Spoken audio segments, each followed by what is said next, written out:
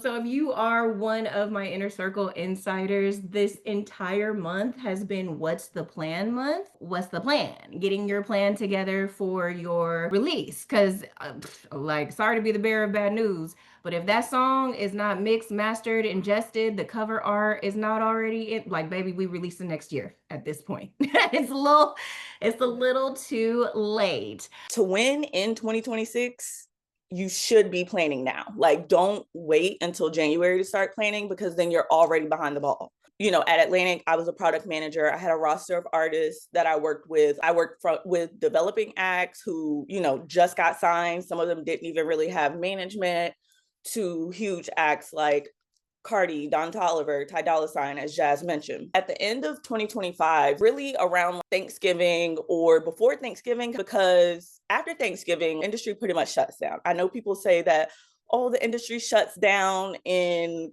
around Christmas. No, after Thanksgiving, people are starting to focus on making their vacation plans, tuning out. DSP programmers, they will get the Christmas playlist and everything turned around and program before they leave for their break. So you should use this time wisely to start planning ahead for 2026. So what I do around this time for each of my artists is I do a postmortem of the year.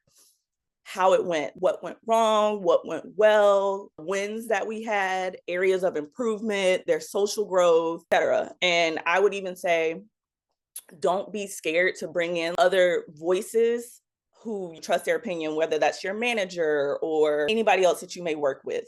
But don't be afraid to bring them in, because a lot of times when I do these postmortems, I'll do them on my own, but I like to get my core team internally, all the departments in the building together, and we sit and talk about what grew, what we need to grow, all those things.